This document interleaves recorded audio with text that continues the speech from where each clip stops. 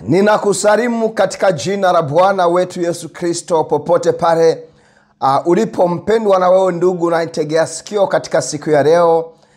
Ninapenda nikukaribishe katika jina la Yesu Kristo kuweza kuungana nami kupokea habari njema za ufalme wa Mungu. Kwanza kabisa nimshukuru Mungu kwa kunipa kibali na nafasi hii ya kukuletea ujumbe huu katika siku ya leo. Mpendwa na wewe ndugu na wewe rafiki unayenisikiliza katika siku ya leo, napenda nikwambie kwamba usirudi kule ulikotoka. Kama wewe unaamini kabisa Mungu kupitia mwana wake wa pekee Yesu Kristo amekutoa katika utumwa, amekutoa katika nchi ya Misri, na sasa hivi uko hapo ulipo na unaamini kwamba upo ndani ya Yesu Kristo, ninakusihi kwamba usirudi kule ulikotoka. Maana hizi ni nyakati za mwisho, nyakati mbaya sana. Ni kipindi ambacho wanadamu wanawaamini, wanadamu wanawatii hawa viongozi wa dini kuliko wanavyomtii Bwana wetu Yesu Kristo, yeye aliyetufia mimi na wewe msalabani mpendwa. Na ni kupitia yeye mpendwa tumepata wokovu huu. Tupo huru katika siku ya leo. Lakini cha kushangaza na cha kusikitisha ni kwamba wanadamu wako tayari kuwakimbilia, kuwasikiliza na kuwatii hawa wanadamu wenzao ambao wamejipa mamlaka na vyeo vikubwa sana kuliko wanavyomsikiliza Bwana wetu Yesu Kristo. Au tunapowaleteeni habari njema za ufalme wa Mungu, watu wanaona kwamba sio kitu. Maana wanaamini wakiwafuata. Labda wewe ukienda Vatican au ukienda sehemu yoyote ile ambapo kuna kiongozi mkubwa wa kidini, unaona kwamba pale ndio kuna baraka. Mpendwa, baraka hazipatikani kwa wanadamu, ni kwa Yesu peke yake. Na ninapenda tu nikuonye kwamba jiepushe sana na watumishi. Jiepushe sana na watumishi wa kizazi tulicho nacho. Ujirinde sana mpendwa na hawa wanaojiita waumini au warokore wa siku hizi tulizo nazo. Kama nilivyotangulia kusema, hizi ni siku mbaya mbaya mbaya mpendwa, kuliko wewe unavyodhania. Maana anayekutendea uovu na ubaya mpendwa, usije kumtafuta mbali. Ni hawa warokore wa siku hizi ambao wamejaa uovu wa kila namna. Na hawezi kuwatambua kiurahisi sana. Kwa hiyo unahitaji kuwa na roho wa Mungu, Roho Mtakatifu. Watumishi wengi siku hizi wamejaa uovu mpendwa, hawezi kuwatambua kiurahisi sana pasipokuwa na roho wa Mungu. Na ndio maana siku zote wapendwa tunawaambia kwamba lazima ujazwe, lazima uwe na Roho Mtakatifu, ili kwamba uweze kuyaona yale ambayo hayawezi kuonekana kwa macho haya ya mwili, ya mwili na nyama mpendwa, au ya damu na nyama. Maana wamejificha na uovu wanaoutenda sio kwamba unaonekana nje, uko ndani huko ndio maovu yaliko yamejaa, yamejificha ndani yao. Kwa hiyo mpendwa, sisi tuwe tayari. Sisi tumfuate Yesu Kristo, tusiwafuate wanadamu. Na ndio maana mpendwa, katika siku ya leo kwa kibali hiki ambacho nimepewa kwa neema yake Mungu aliye hai, mpendwa, nimependa nikuletee ujumbe huu ambao unasema kwamba tabia hatari za watumishi na waumini wa siku za mwisho. Je, ni tabia gani ambazo ni hatarishi? Ukishaziona mpendwa, na sasa zimejaa kila kona ya dunia, na haswa kwenye madhehebu na dini na makanisa ambako wengi wenu mmejaa ugomvi, umbea, uzinzi, uasherati, uovu wa kila namna. Ni kwa sababu mpendwa, wewe tu unashindwa kuzisoma tabia hizo. Mtu anatenda maovu na yamebadilika kuwa mazoea, yani ndo umebadilika kuwa uhalisia wake, tabia zake na mienendo yake. Sasa kwa kuwa ni siku za mwisho mpendwa, sisi siku zote tunakuletea habari njema, ili kwamba ujiandae, ukae mkao wa kuondoka, yani uwe mtu ambaye hakai ndani ya dini. Siku zote neno la Mungu linasema kwamba kaeni ndani yangu na mimi ndani yenu. Mpendwa, tangia wewe umezaliwa unaambiwa kaa ndani ya dini ya Pentekoste. Usije ukashangaa na mimi ni kule kule kwa Pentekoste, lakini mpendwa, siri ni kwamba japo tunasema sisi ni wa Pentekoste mpendwa, sio kwamba tumekaa mure. Sisi tuko ndani ya Yesu Kristo, tunamwamini Yesu Kristo, tunamfuata Yesu Kristo, tunamtii Yesu Kristo, tunaongozwa na Yesu, maana mchungaji wa kweli ni mmoja tu mpendwa, yule aliyeutoa uhai wake mpendwa, akatufia mimi na wewe pale msalabani. Haleluya, jina la Bwana wetu Yesu Kristo lipewe sifa. Na ndio maana siku zote nakusihi mpendwa, ndio maana siku zote mimi nawaambiaga mpendwa, injili kama hii hauisikii mahali popote. Maana siku hizi ni siku za mwisho, yani kuna vurugu na uchafu wa kila namna pande zote, dunia yote. Utasikia watu wanahubiri injili za mafanikio, za kutoboa, misamiati mikubwa, sijui nini.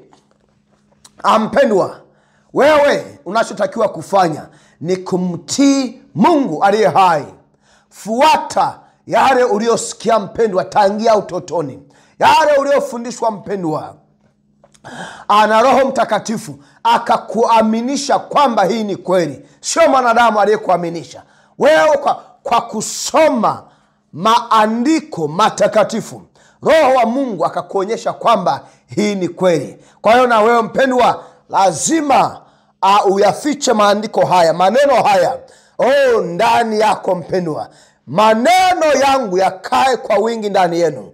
Haya ni maandiko matakatifu yanavyosema mpendwa. Sasa wanadamu au watu wa kizazi hiki wamejaza maneno ya wanadamu, na sio maneno ya Yesu Kristo, maana Yesu ndiye aliyesema maneno yangu yakae kwa wingi ndani yenu.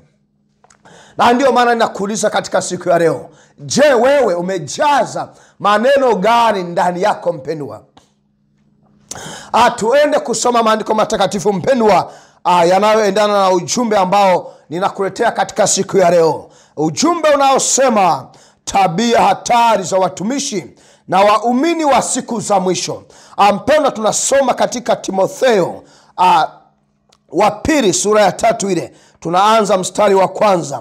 Maandiko matakatifu yanasema hivi, nami ninasoma katika jina la Yesu Kristo. Na unapopokea ujumbe huu mpendwa, ninaomba kwamba Roho wa Mungu apate kuongea na wewe, Roho wa Mungu apate kusema na wewe katika siku ya leo. Usisikie sauti ya kwangu, bali usikie maandiko yaliyoandikwa, maandiko matakatifu mpendwa, wewe upate kuishi maisha matakatifu. Na kuishi maisha matakatifu sio kwenda kanisani.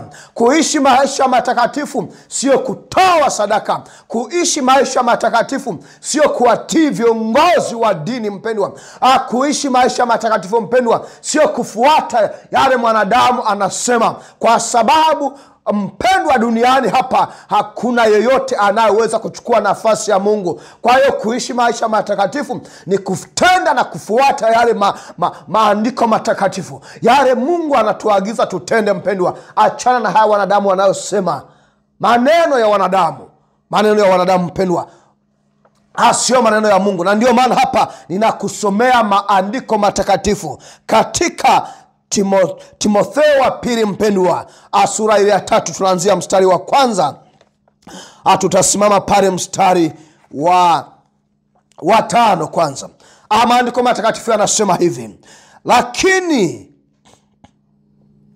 yakupasa ufahamu jambo hili, kwamba siku za mwisho kutakuwa na nyakati za hatari.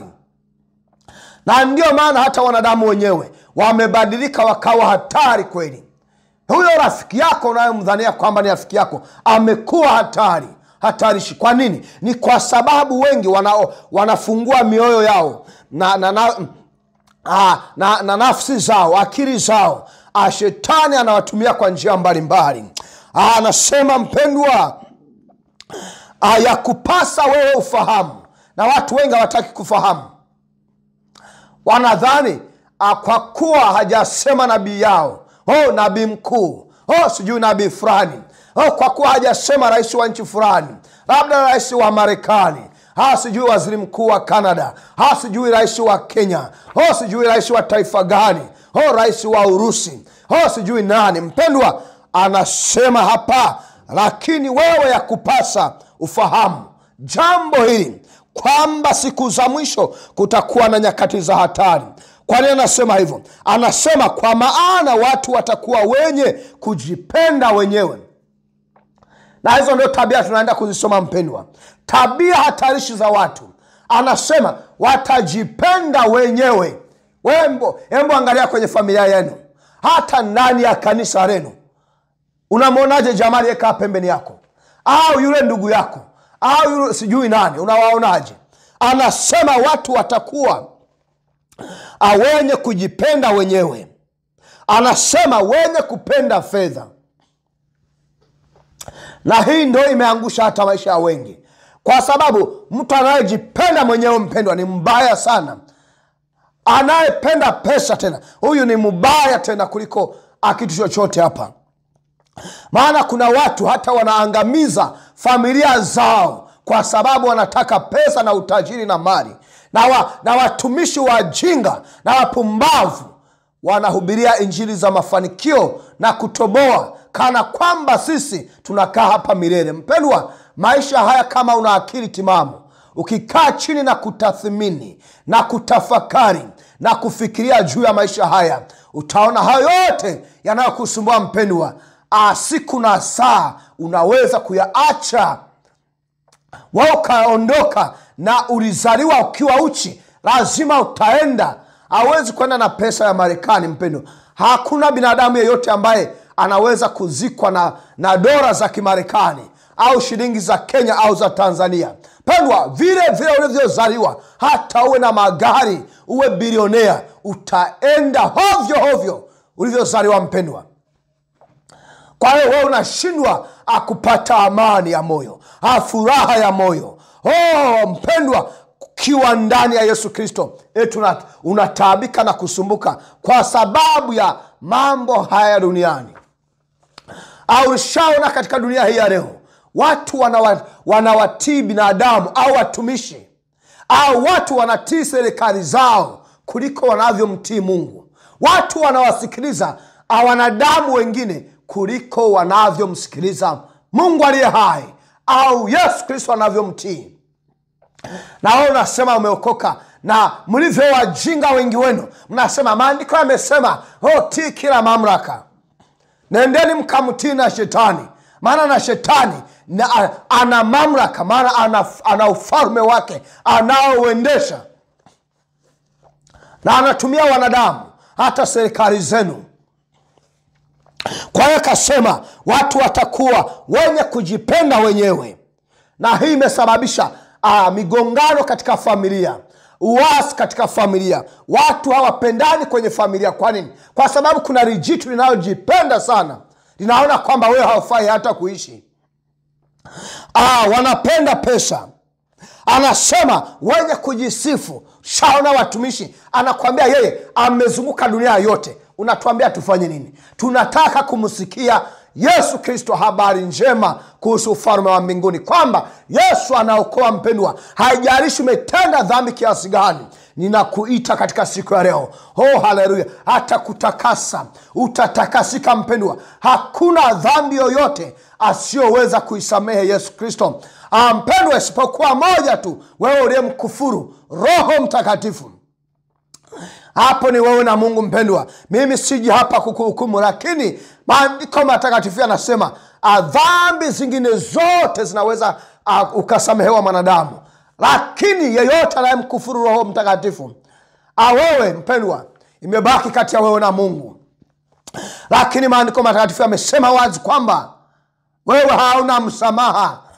Kwa hiyo msio mnacheza na Roho Mtakatifu. Watu wanapojazwa, wewe usianze kujiona wewe umesoma sana. Unaanza kujidai wewe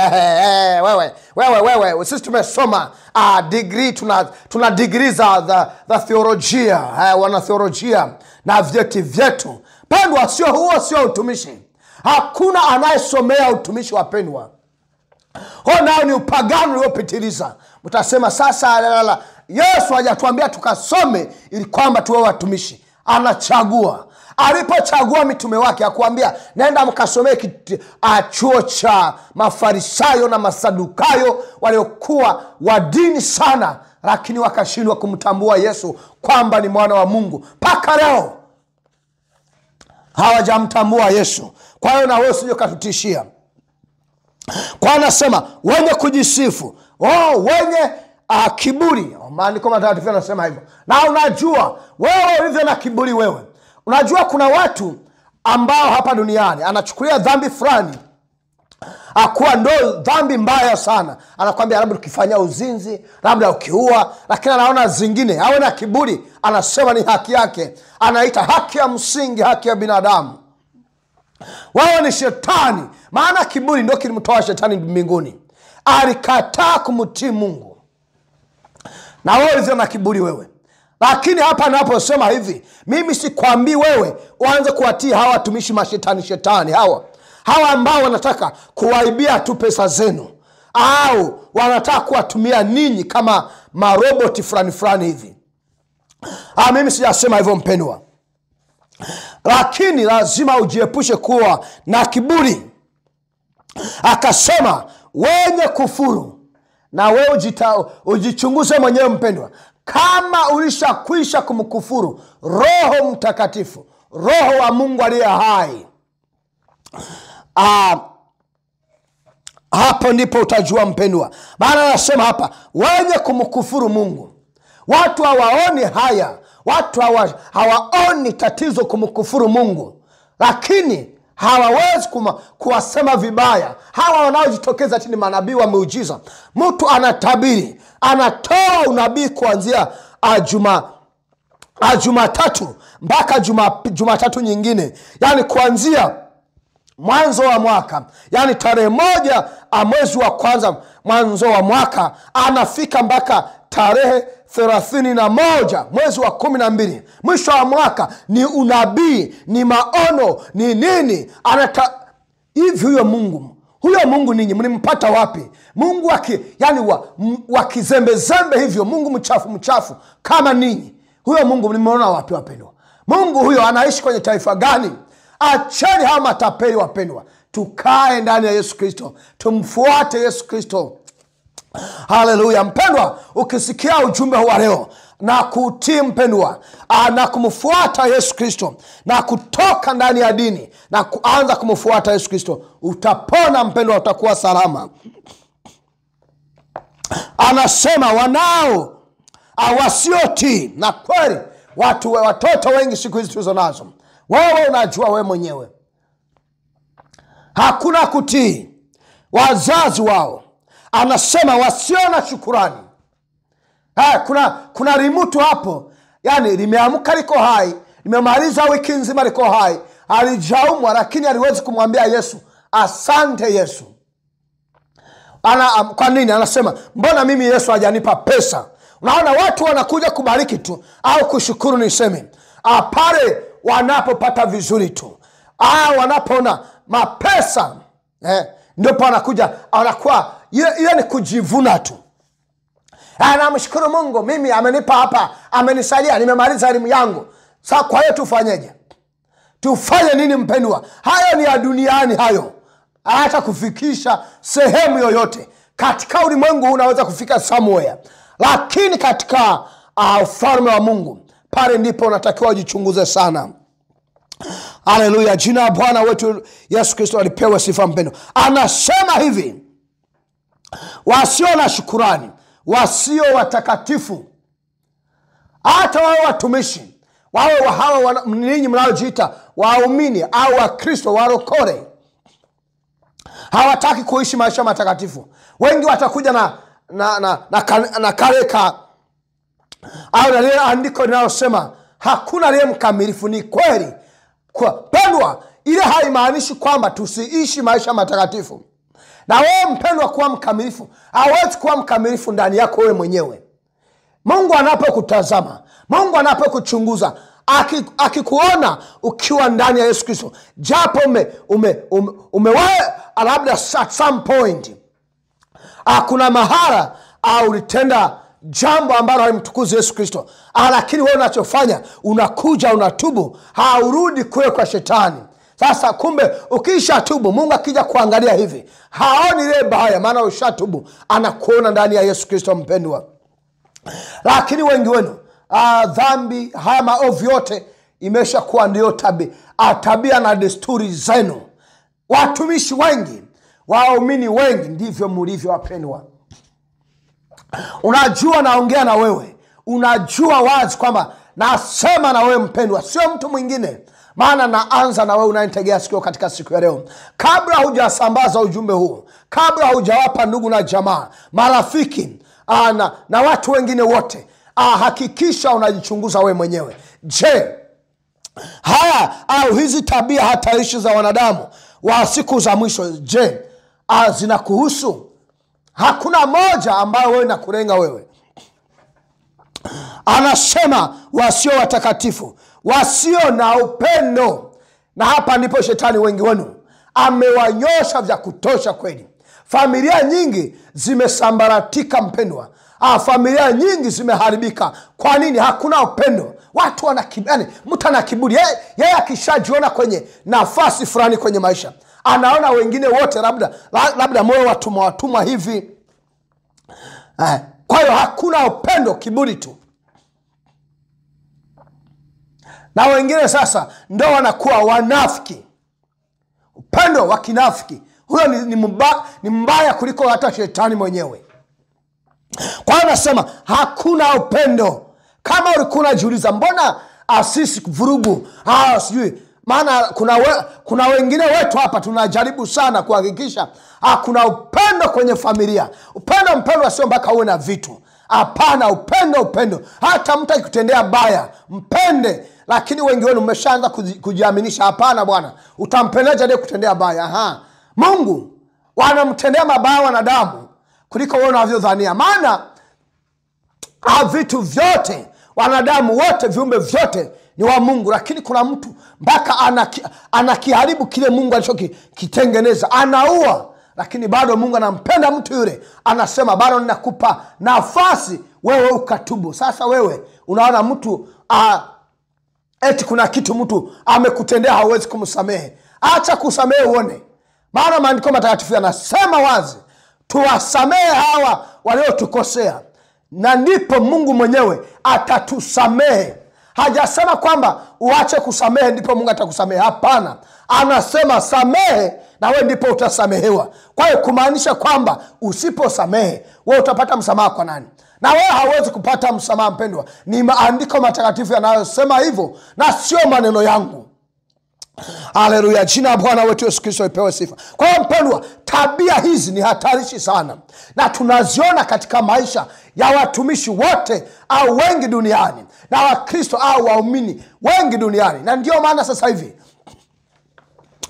naendelea kutoa wito wangu siku zote, tokeni kwenye dini. Mimi ni Mkatoliki, tunachagua papa Leo 14 ndio wamechaguliwa. Watu wanatoka mataifa mengi, wanaruka mpaka Roma huko waone papa atakayechaguliwa. Wapendwa, baraka hazitoki kwa wanadamu. Nasema hilo, ninarudia. Kama wewe unataka kukaa ndani ya Yesu Kristo, nunua Biblia yako, soma na kanisa.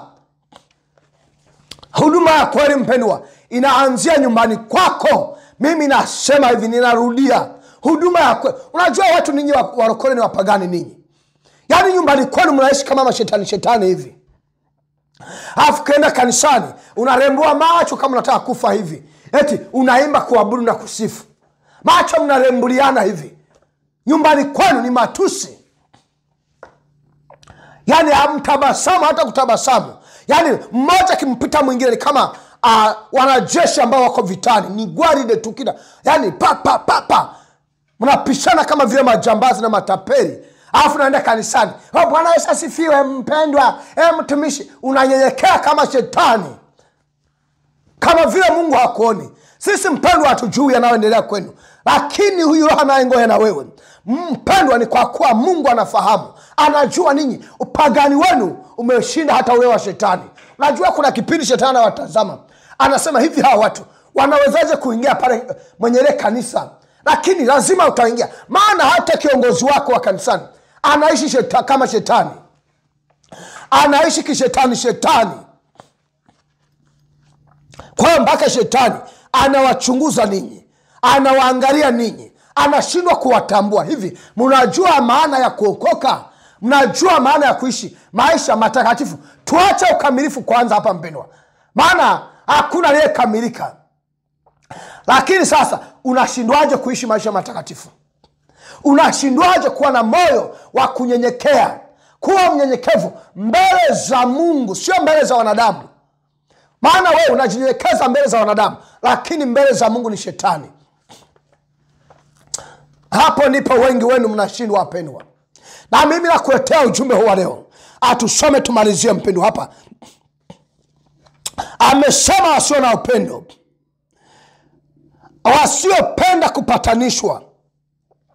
Labda wewe ulikuwa unajiuliza, mbona jamaa hataki tupatane? Mpendwa, tabia za watu wa siku za mwisho, waumini, anasema hawapendi kupatanishwa. Unajiona kwamba mtu alikuharibia maisha yako au mambo yako, hauwezi kupatana naye tena. Acha mpendwa roho ya namna hiyo. Haitakufikisha sehemu yoyote. Mimi naongea kwa sauti kubwa mpendwa, sijui ni nini. Lakini najua naongea na mtu fulani hapo anayetegea sikio katika siku ya leo. Anasema wasingiziaji. Anasema wasiojizuia tamaa zao. Watu wengi hapa, wengine wanaweza kwenda moja kwa moja labda tamaa za uzinzi au asherati. Lakini mpendwa, hapa tamani ni nyingi sana. Wewe mwenyewe ndio ujichunguze. Tamaa, yani kitu kinachokufanya mpaka unaweza kuua. Labda tamaa ya mali, tamaa ya utajiri, tamaa sijui ya kupata vitu, tamaa ya kupata cheo, sijui tamaa gani. Anasema hawawezi kujizuia. Na ndio maana wewe unaua watu. Anasema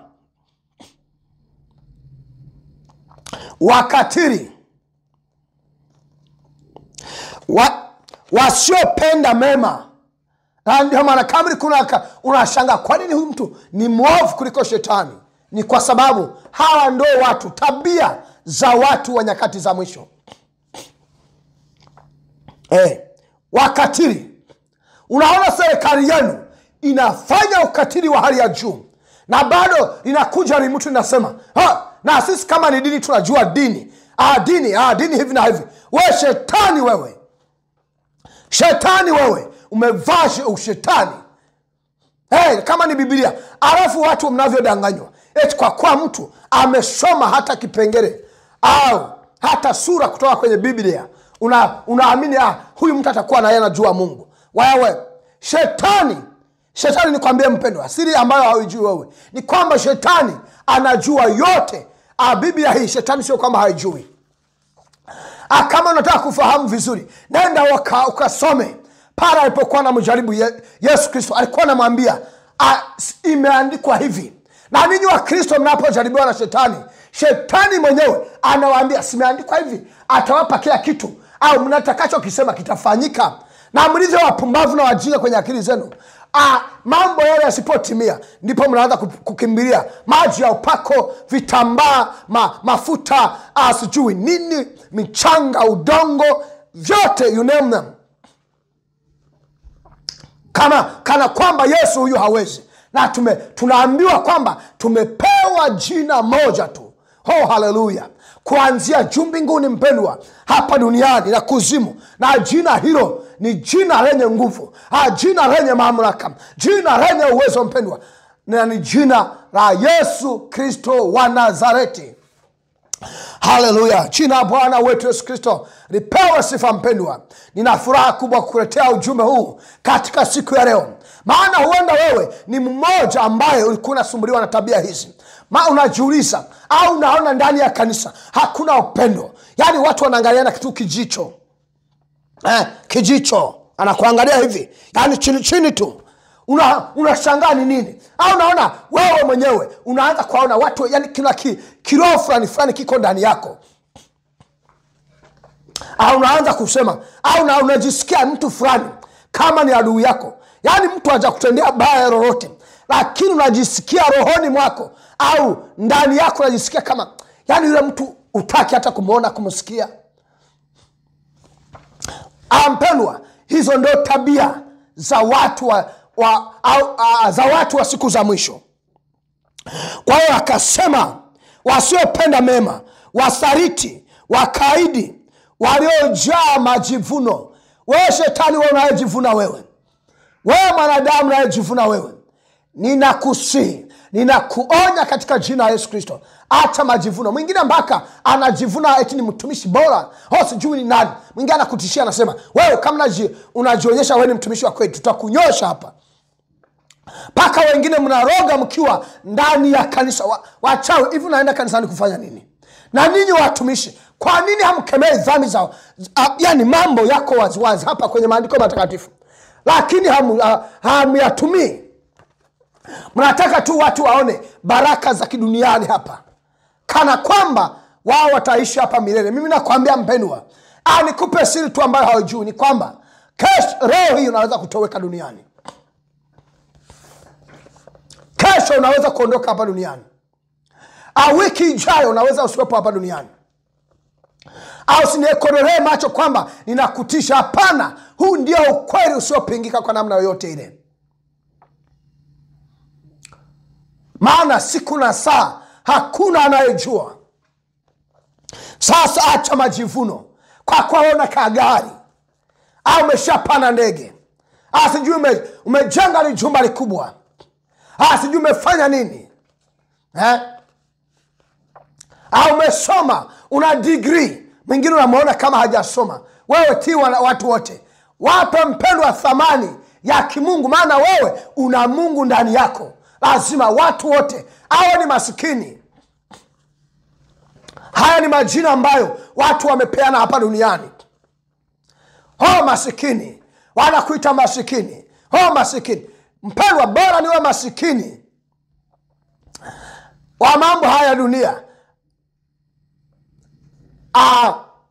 nikose haya dunia, lakini niwe masikini wa kiroho. Yani kumaanisha kwamba siku zote napenda nipokee kutoka kwa Yesu. Kwa Yesu mpendwa, niwe tajiri katika mambo ya Mungu.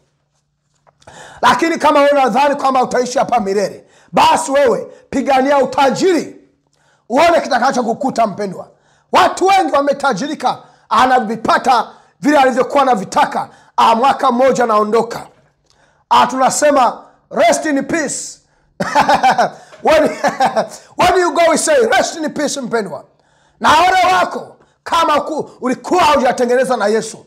Sisi hatuombeagi mtu sala ya kwamba aje afike mbinguni baada ya kufa. Hapana. Mbingu naipata ukiwa hai. Ukifa mpendwa, ni mtihani mwingine huko. Utajua siri hiyo hakuna anayejua hapa duniani. Anayejua tu siri ya kifo mpendwa na kitu kinachoendelea huko ni Yesu peke yake. Maana yeye alikufa, akashinda kifo na mauti, akafufuka siku ya tatu, na siku ya leo yuko hai. Kwa hiyo huyo Na ndio maana wewe ukiwa ndani yake, maandiko matakatifu yanasema wazi kwamba kamwe hautakufa mpendwa. Hiyo ndio siri ya kuwa ndani ya Yesu Kristo. Anasema hata ukifa, yani limwili hili likifa, likitoweka hapa duniani, anasema bado utaishi. Haleluya. Kwa hiyo mpendwa, wewe ukiwa ndani ya dini, una uhakika wa kufa na usiishi upo, kama ulikuwa hujui hivyo. Mpendwa, nimesema hivi, wewe kama unatoa sadaka, uhakika wa kufa usiishi tena upo. Wewe mpendwa, kama umejitoa vya kutosha katika kanisa lenu, na kuambia hivi, uhakika wa kufa na usiishi tena upo. Kwa hiyo ambaye anaweza kufa na akaishi tena ni yule peke yake aliye ndani ya Yesu Kristo, yule anayeishi maisha matakatifu mpendwa, na sio vinginevyo mnavyoambiwa. Na ndio maana katika siku ya leo ninaongea na wewe unanitegea sikio katika siku ya leo kwamba mpendwa, toka, njoo kwa Yesu. Atumarishia hapa, anasema hivi, watu tabia zao, anasema wapendao anasa zaidi kuliko kumpenda Mungu. Na hii ni kweli. Wewe mwenyewe unajua anasa. Wakristo wanaenda disco, wanacheza uchi, na ndio maana unaangalia siku hizi madisco yameingia mpaka kanisani. Wahubiri wengine mpaka wanakuambia hakuna muziki wa Mungu, hakuna muziki wa kidunia, hakuna muziki wa shetani, muziki yote inawezekana kuwa ya Mungu. Hivi wewe na shetani mna tofauti gani? Yaani wewe unaongea hivyo, mpendwa, acheni wewe usomi wenu wapendwa. Watu wengi wamesoma, lakini sasa kama hauna roho wa Mungu, injili yako inakuwa ni ya kipumbavu kweli, imejaa ujinga. Yaani wewe unasema, unawaambia, na wewe ni mchungaji, unawaambia waumini wako kwamba hakuna muziki wa shetani na hakuna muziki wa Mungu, hakuna muziki wa dunia, yote inaweza kuja kwa Mungu na ikamtukuza Mungu. Hivi wewe na shetani una tofauti gani? Wewe na shetani. Na ndio maana unaona siku hizi watu hawaoni shida kwenda kanisani, amevaa nguo za kubana matako juu, anakata viuno, anafanyaje ndani ya kanisa mbele ya mchungaji. Anania, mnaona kwamba ni sawa na mchezea Mungu. Hata Daudi alimchezea Mungu. Mungu amekutendea nini wewe?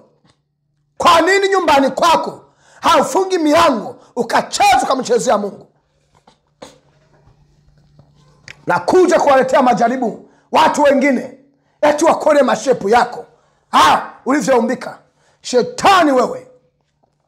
Kwa hiyo nasema wanapenda anasa. Kwa hiyo kale katabia, kale kaharufu, kaanasa kamesha ingia kanisani, na kanisa alimevaa blanketi, haliwezi kuona kwamba huyu ni shetani.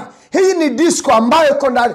Yaani Mungu namjua mpendwa, yaani ambayo hamyateni mbele za wanadamu, marais zenu na viongozi wenu, mnadiriki kuyatenda mbele za Mungu, kana kwamba huyu Mungu ndio mjinga kuliko hao viongozi wenu.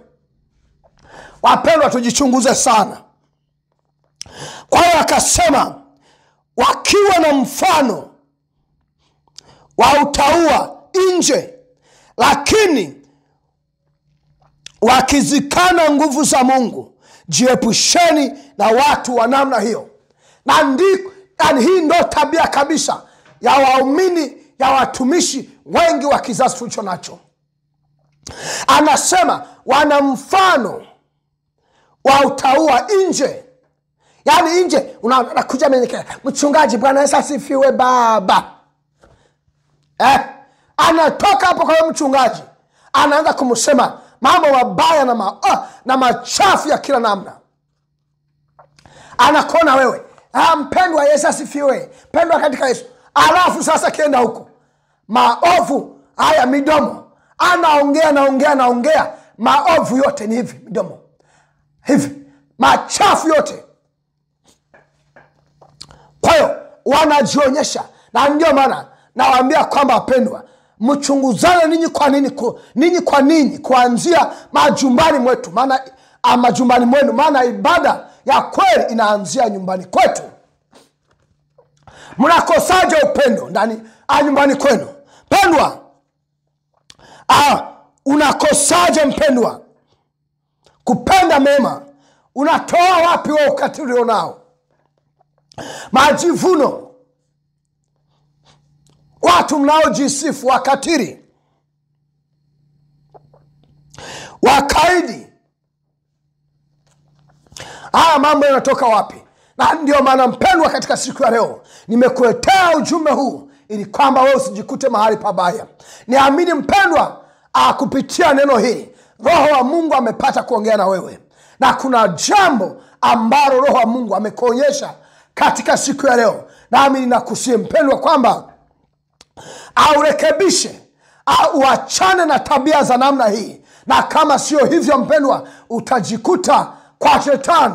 Shetani ndio atakuwa baba yako. Kama umeona tabia yoyote hapa na unayo mpendwa, ninakuambia katika siku ya leo, shetani ndiye baba yako. Na kama unataka Mungu awe baba yako mpendwa, achana na haya yote ambayo tumeyasoma katika maandiko matakatifu. Mpendwa, ubarikiwe kupokea ujumbe huu katika siku ya leo, na niamini kwamba utawapa ndugu na jamaa na marafiki, na wao wapate kubarikiwa na kubariki katika jina la Yesu Kristo. Amina.